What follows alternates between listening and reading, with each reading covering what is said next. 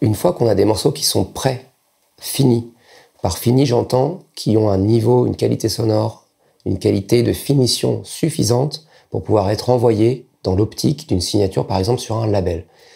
Une fois qu'on en est à cette étape-là, comment on procède? Eh bien c'est très simple. On va déjà faire une liste des labels qu'on va viser. Pour faire cette liste, la meilleure méthode, c'est évidemment d'être consommateur de musique soi-même, d'aller sur les plateformes de streaming, de s'abonner au compte Twitter, au compte Instagram, aux pages Facebook, de suivre vraiment l'actualité des labels qui nous intéressent dans notre style musical. Donc de faire une cible avec des objectifs, des noms de labels. Par exemple, si vous êtes dans la future basse, la basse musique, vous allez cibler des labels qui sont spécialisés dans ces musiques-là. Si vous êtes dans une musicalité plus big room, EDM, vous allez cibler des labels petits ou gros qui sont vraiment spécialisés dans ces musiques-là. Une fois que vous allez identifier vos cibles, vous allez donc finaliser vos morceaux, vous allez les mettre sur une plateforme par exemple comme SoundCloud. SoundCloud, c'est une plateforme qui est très utilisée dans le secteur de la musique, qui vous permet d'uploader, donc de mettre en ligne un morceau en privé, et ensuite donc de partager un lien d'écoute pour que la personne puisse écouter le morceau, éventuellement puisse le télécharger, ça c'est à vous de voir si vous autorisez la download ou pas. Donc download c'est téléchargement, upload c'est mise en ligne. SoundCloud c'est une bonne plateforme pour mettre en ligne ces démos et donc ces maquettes et ces morceaux qui sont non signés. Vous pouvez d'ailleurs partager votre morceau SoundCloud directement via SoundCloud. Si vous suivez par exemple des labels sur SoundCloud, vous pouvez envoyer un message directement et donc en envoyant votre message, vous pouvez joindre le morceau que vous aurez mis en ligne sur SoundCloud au préalable. Donc ça, c'est une première étape. On cible ces labels, on finit ces morceaux. Une fois qu'ils sont de qualité suffisante, on peut se permettre de les proposer à l'écoute et donc de les envoyer soit via SoundCloud, soit par email si vous avez trouvé un contact email sur la page, sur le site web du label ou sur un réseau social comme LinkedIn ou autre. De chercher les bonnes personnes, parce qu'il faut savoir que dans un label, souvent, il y a beaucoup de monde. Donc, il faut envoyer vos morceaux aux bonnes personnes. Il ne faut pas l'envoyer au webmaster ou au community manager. Il faut l'envoyer à la personne qui est en charge de la direction artistique, ce qu'on appelle en anglais A&R, Artistic and Research. Donc, c'est vraiment la personne qui va vous signer. Donc, pour trouver les bons contacts, la meilleure plateforme reste LinkedIn, puisque LinkedIn vous donne l'avantage d'avoir un moteur de recherche intégré, donc de taper le nom d'un label, et en tapant le nom d'un label d'une marque ou d'une entreprise, vous pourrez découvrir tous les employés de cette entreprise avec leur rôle et donc leur fonction au sein de l'entreprise. C'est comme ça que vous pourrez trouver les bonnes personnes à qui ensuite envoyer les messages et donc envoyer votre musique. J'insiste sur le fait que votre musique doit être vraiment audible, prête à l'écoute. C'est-à-dire que si vous n'êtes pas sûr de vous au niveau du mix, au niveau du master, au niveau du rendu final, ou que vous n'êtes pas encore sur la structure, tout à fait sûr d'avoir finalisé votre structure, ou bien que ce soit un morceau instrumental pour lequel vous avez laissé de la place pour une voix, mais qu'on n'a pas encore la voix. Si vous n'en êtes pas à l'étape finale du démarchage. Donc c'est important de s'abstenir. Il vaut mieux s'abstenir si on n'a pas un morceau qui est vraiment fini, plutôt que de démarcher un label avec un morceau non fini qui n'est pas prêt à être signé. Donc c'est important des fois de faire du bon sens, encore une fois, et donc de s'abstenir plutôt que d'envoyer et de promouvoir quelque chose qui n'est pas forcément prêt à être promu. Voici les règles pour démarcher un label. Il faut savoir que les labels sont très sollicités. Ils reçoivent en moyenne entre 100 et 200 morceaux par semaine. C'est énorme. Donc vous allez vous situer par rapport à un flux, par rapport à un marché qui est très concurrentiel encore une fois. C'est pour ça que c'est important que vous n'envoyez pas que le morceau, mais qu'avec le morceau, vous ayez un artwork. Donc l'artwork, c'est un visuel, une pochette qui va illustrer le morceau et qui soit professionnel, qui donne envie. Que ce soit joli, les couleurs, les typos, l'image, l'illustration, etc. Qu'on voit que vous avez du goût. C'est important quand on développe un projet de prouver qu'on fait de l'audio, mais qu'on a compris que l'image avait aussi beaucoup d'importance. Il faut savoir qu'aujourd'hui, dans la musique, 70 à 80% du succès d'un jeune artiste repose avant tout sur l'image et la communication, c'est-à-dire sur l'aspect visuel, la manière dont il va présenter les choses. Donc le contenu audio est très important évidemment, mais ce n'est pas la seule chose qui est importante. Donc quand vous allez dans une logique de démarcher, d'envoyer un morceau à un label, il faut non seulement que votre audio, que votre morceau soit parfaitement prêt, mais aussi il faut l'accompagner avec un joli visuel et aussi avec un texte. Souvent, c'est la lacune première des créatifs et des artistes qui font de la musique. Ils n'arrivent pas à trouver les mots, ils n'arrivent pas à parler d'eux, ils n'arrivent pas à présenter leurs morceaux. Pourtant, c'est primordial. Aujourd'hui, encore une fois, y compris dans les plateformes, pour les plateformes de streaming, quand vous allez sortir un morceau, vous allez devoir le présenter. C'est ce qu'on appelle un pitch. Pitcher un morceau. Un pitch, c'est une petite description courte de 3 à 4 lignes qui donne envie d'écouter le morceau. Donc il faut trouver les bons mots, il faut raconter. C'est comme si vous deviez le raconter à votre meilleur ami. Il faut que vous employiez des mots qui incarnent. C'est-à-dire, vous parlez à la personne qui va lire votre description comme si vous parliez à quelqu'un qui a besoin d'avoir des mots pour se projeter sur l'univers musical. Donc n'hésitez pas à être dans la description, dans l'incarnation et surtout dans la proximité. Ne faites pas des formules impersonnelles, trop froides, trop standards, trop bateaux. Employez des termes, décrivez votre morceau. Est-ce qu'il est chaud? Est-ce qu'il est froid? Est-ce qu'il est dansant? Est-ce qu'il est easy listening? Est-ce qu'il est down tempo? Est-ce qu'il est hard tempo? Comment vous avez procédé aussi pour le créer? Est-ce que vous avez utilisé des instruments? Quelles sont vos influences? À quel autre artiste peut éventuellement faire penser votre morceau? Donnez des repères, donnez en fait un code de lecture, une grille de lecture à la personne qui va lire votre description. Quand il va cliquer sur votre lien, il faut qu'il lise le petit texte et qu'il se dise « Ah, c'est son premier single. Ah non, c'est son deuxième single. Il a déjà fait un premier single qui a été joué en radio, qui a été supporté par tel ou tel DJ. » Ça, c'est ce qu'on appelle les aspects marketing. Il faut donc contextualiser à la fois l'œuvre, donc le côté créatif, artistique, mais il faut aussi contextualiser quand est-ce qu'arrive ce morceau.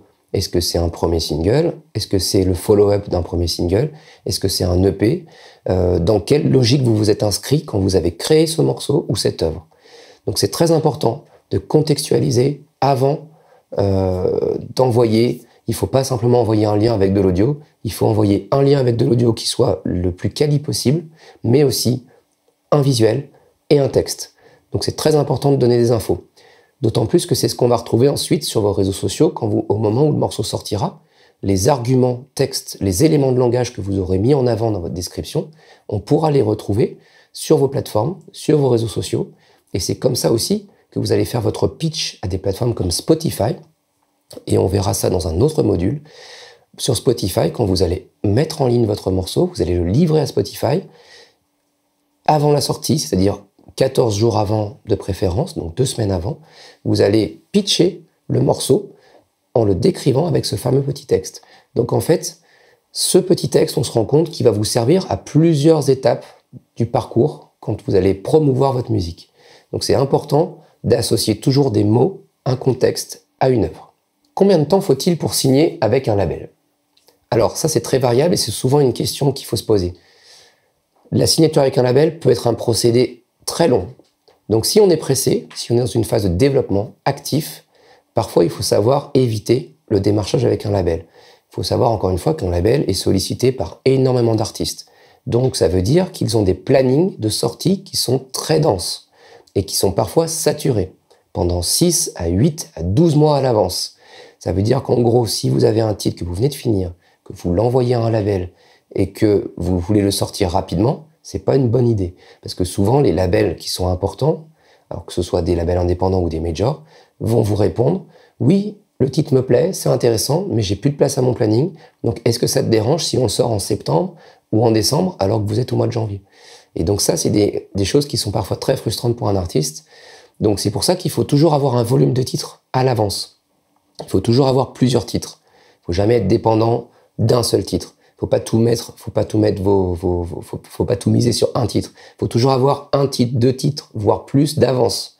Parce que du coup, vous allez jongler avec les différents plannings des réponses que vous allez recevoir. Donc, il faut savoir que ça peut prendre du temps et que souvent, c'est pas vous qui avez les clés pour justement imposer votre timing. Souvent, on va vous mettre sur une liste d'attente et donc, après, c'est à vous de juger si ça vaut vraiment le coup d'attendre ou pas. Et si vous estimez que ça ne vaut pas le coup d'attendre parce que pour X ou Y raison, vous n'avez pas envie d'attendre 12 mois avant que votre morceau sorte parce que vous vous êtes dit « Ah non, mais non, c'est un morceau que je viens de finir, il faut que je sorte rapidement. » Parce qu'il faut savoir qu'aujourd'hui, quand on fait un morceau, on a envie qu'il sorte rapidement. On n'a pas forcément envie qu'il reste dans un disque dur pendant 12 mois. C'est énorme, 12 mois au jour d'aujourd'hui, avec les réseaux sociaux, avec les fils d'actualité, etc. Donc, c'est une décision à prendre. Si vous prenez cette décision de ne pas attendre, sachez que vous pouvez aujourd'hui distribuer vous-même votre musique très facilement sur toutes les plateformes. Il y a des formules d'ailleurs qui sont gratuites. Vous pouvez le faire gratuitement. Et puis il y a d'autres plateformes qui nécessitent un petit apport de genre 9 € pour pouvoir mettre en place un circuit de distribution global. Et alors, il y a des circuits indépendants qui vous permettent de toucher 100% de vos royalties. C'est-à-dire qu'en gros, si vous faites ce choix de distribution autonome de votre musique, vous pouvez recevoir 100% des sommes qui vous sont dues sans intermédiaire. Donc il faut savoir qu'aujourd'hui, on peut distribuer directement la musique sans donner un pourcentage à un distributeur. Donc comment ça marche la distribution? Soit vous passez par une plateforme, ce qu'on appelle un agrégateur. Un agrégateur, il y en a un principalement, c'est Believe. Believe, c'est le leader mondial de la distribution numérique. Cet agrégateur va vous prendre un pourcentage pour se rembourser sur les frais qu'il va engager sur la distribution de vos œuvres. Donc en gros, vous allez accéder à un back-office, vous allez mettre en ligne votre musique, vos fichiers audio, vos fichiers, donc votre pochette, votre texte, et en quelques clics, votre musique sera livrée sur 240 territoires et à toutes les plateformes existantes, y compris les chinoises, les africaines, etc. Donc en un process, vous allez uploader votre musique sur toutes les plateformes de streaming et de download en 2 clics. En échange de ce service, la plateforme va retenir en moyenne entre 20 et 40% des sommes qui vous seront dues ensuite. Quelles sont ces sommes? Ces sommes, ce sont ce qu'on appelle les royalties. Les royalties, c'est un mot anglais qui veut dire que c'est votre part du gâteau quelque part. C'est votre pourcentage par rapport à la distribution de vos œuvres. Et donc, je vous montrerai juste après une image qui va vous montrer le niveau de rémunération des royalties de chaque plateforme numérique. Et vous verrez que ces taux de rémunération sont très faibles. Et ça, c'est quelque chose qui est assez frustrant quand on veut distribuer sa musique, de se dire qu'on peut faire des centaines de milliers d'écoutes, des millions d'écoutes, mais que le taux de rémunération est tellement bas à l'unité que pour générer ne serait-ce que 100 €, eh bien, il faut un volume d'écoute qui est très fort. Donc ça, la distribution, on peut soit passer par un agrégateur comme Believe, ou on peut alors passer par des agrégateurs qui sont sans intermédiaire pour justement éviter à devoir payer 20 à 40% des sommes qui nous sont dues à la fin quand on fait les comptes. Il y a une plateforme qui s'appelle TuneCore, et TuneCore, par exemple, permet d'uploader directement pour 9 €. Donc là, pour le coup, vous ne versez pas un pourcentage en fonction des royalties, mais vous payez une fois pour pouvoir vous livrer votre musique à toutes les plateformes. Vous payez une fois, mais ensuite, tout est à vous. Donc vous payez 9 €, mais ensuite, vous recevez 100% des royalties sur la durée, à vie, quoi. Tandis que l'autre système, avec un agrégateur, vous avez un contrat de distribution, et donc vous ne payez pas, mais vous reversez un pourcentage à chaque fois que vous avez les royalty statements. Les royalty statements, c'est les relevés de royalties qui tombent tous les trimestres. Donc c'est un calcul à faire là aussi. Et puis la troisième option, c'est évidemment d'avoir un contrat avec un label, auquel cas, c'est le label qui gérera la partie distribution. Et là, pour le coup, vous partagerez les royalties avec votre label qui distribue votre musique et qui ne fait pas que la distribuer puisqu'elle va la mettre en avant, la promouvoir, investir, faire des placements marketing, etc., etc. Donc voilà les modèles de distribution de la musique. Alors, on a tout à fait la possibilité de contacter plusieurs labels en même temps si on a un morceau de fini et qu'on veut donc se donner plus de chances d'avoir des réponses parce que souvent, les réponses tardent à venir. Il faut savoir qu'un label, il y a tellement de sollicitations que des fois on démarche un label, on n'a pas la réponse dans les 24 heures. Des fois, il faut prendre son mal en patience. Mais en général, si on n'a pas de retour du tout sur les 7 premiers jours après l'envoi, c'est pas bon signe. Donc, en principe, les labels sont très sollicités, mais ils sont réactifs aussi quand ils dénichent un titre qu'ils veulent à tout prix signer. Comment choisir le label avec qui on va travailler? Et qu'est-ce qui peut nous apporter vraiment? Évidemment, ça c'est un choix de cohérence artistique, premièrement. Déjà, il faut identifier les labels qui nous parlent, qui correspondent à notre genre musical, des labels qui accueillent chez eux des artistes qu'on admire ou qui sont vraiment en phase avec ce qu'on fait nous. Et donc, on va se constituer un groupe, un panel de labels cibles prioritaires. Et ensuite, il faut savoir que ce que peut apporter le label, ça va être vraiment de l'image de marque, ça va être de la valorisation, ça va être de l'affinité avec un réseau de fans, avec un réseau professionnel, parfois même avec un circuit de tournée, de booking, puisqu'il y a des labels qui créent des plateaux, qui ont des scènes sur des festivals, donc ça peut être aussi une porte d'entrée pour la partie live et booking. Donc on va vraiment prendre en compte tous ces aspects-là. On peut donc démarcher plusieurs labels en même temps. Après, c'est difficile de savoir comment gérer les réponses, comment gérer la manière dont on va répondre. Par exemple, si entre-temps, on a un autre label qu'on n'avait pas prévu au départ qui a répondu avant l'autre, Comment on fait pour gérer ça? Ça, j'ai envie de dire, c'est des bons problèmes. Puisque plus on aura de labels intéressés sur un morceau, plus on pourra justement négocier et faire en sorte d'obtenir les meilleures conditions. Qu'est-ce qu'on va négocier? On va négocier notamment, justement, le fameux taux, le fameux pourcentage de royalties, c'est-à-dire comment on se partage l'argent qui va être généré par la distribution de ma musique. Est-ce que c'est un label qui investit? Est-ce que c'est un label qui va payer de la promotion, par exemple? Est-ce qu'il va faire une campagne de promotion sur ma musique? Est-ce qu'il va me mettre en avant? Est-ce qu'il va faire une campagne de médias? Est-ce qu'il va payer une agence de presse pour parler de moi, pour parler de mon morceau? Donc, quelle somme il est prêt à investir? Avec qui il travaille pour faire en sorte que mon morceau ne passe pas, entre guillemets, à la trappe parmi 1000 autres morceaux sur l'année? Donc ça aussi, c'est important de faire ces choix-là en fonction de ce que le label va tenir comme discours à votre propos. Est-ce que le label fait de vous une priorité? Est-ce que le label vous signe juste pour vous signer? Ça, c'est des choses qu'il faut vraiment aborder dans vos échanges par email au préalable.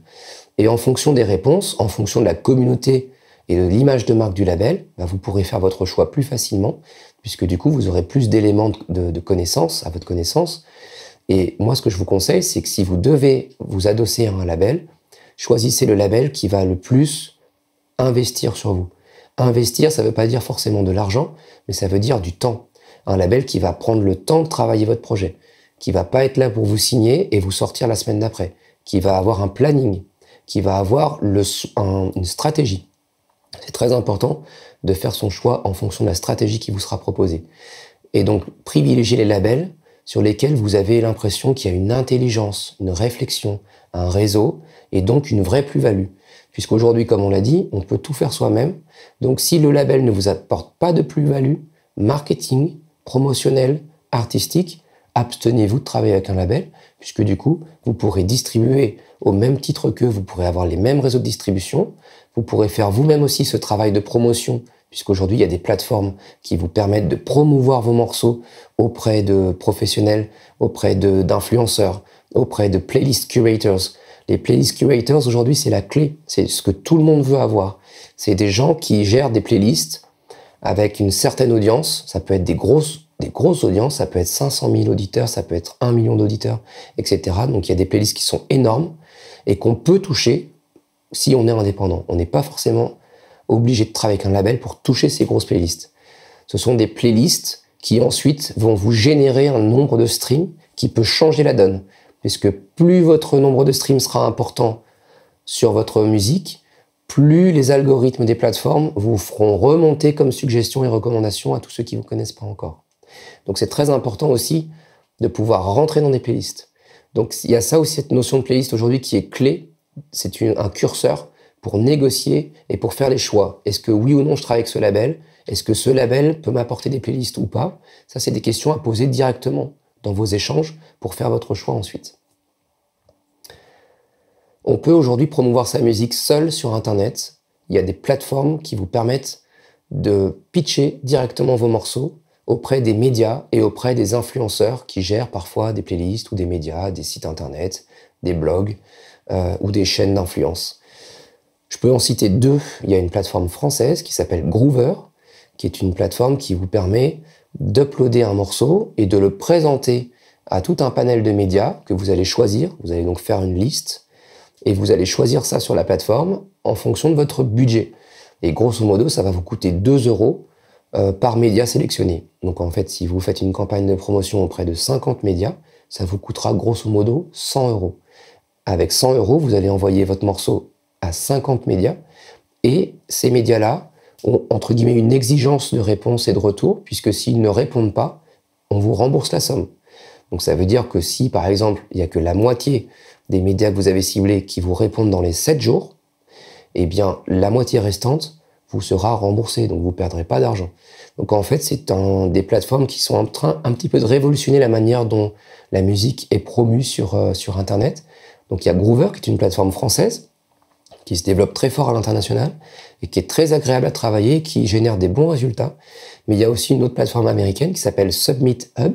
Submit Hub vous permet la même chose, c'est-à-dire qu'en gros, c'est le même principe. Vous allez vous connecter à ce qu'on appelle un dashboard, ou un back-office. Vous allez rentrer toutes les infos du morceau, vos infos artistes, votre photo de profil, votre petit pitch avec le texte qui va bien, l'artwork, le lien vers le morceau avec le téléchargement du morceau, et vous allez sélectionner tout un tas de médias, d'influenceurs en fonction du genre musical, en fonction de l'influence du média. Par exemple, ça peut être le nombre de fans qu'il a sur Spotify, ça peut être le nombre de fans qu'il a sur Instagram. Vous avez tout un tas de critères. Vous faites votre petit marché. Une fois que vous avez listé vos cibles, vous mettez votre budget, et c'est le même principe, c'est-à-dire qu'en gros, vous achetez des crédits, et si vous n'utilisez pas tous vos crédits, on peut vous en rembourser à la fin, etc. Donc aujourd'hui, vous avez des outils comme ça qui vous permettent de promouvoir votre musique de manière totalement autonome. Ça aussi, ça à prendre en compte. Pendant longtemps, c'est les labels qui avaient les clés, vraiment, de cet aspect promotion marketing, de cet aspect promotion média. Et c'était vraiment quelque chose d'assez opaque. Donc aujourd'hui, sachez que vous pouvez vous-même le gérer avec ce genre de plateforme.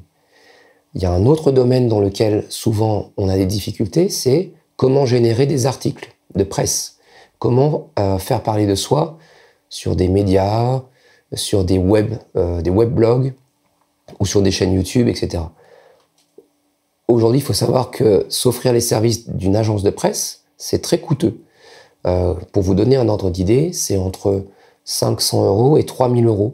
Par exemple, si vous voulez faire une campagne de presse sur un mois, je parle. C'est-à-dire que donc c'est un budget conséquent sur un mois, entre 300 minimum, 500 et 3000 € en moyenne, c'est le prix du marché. À quoi ça sert?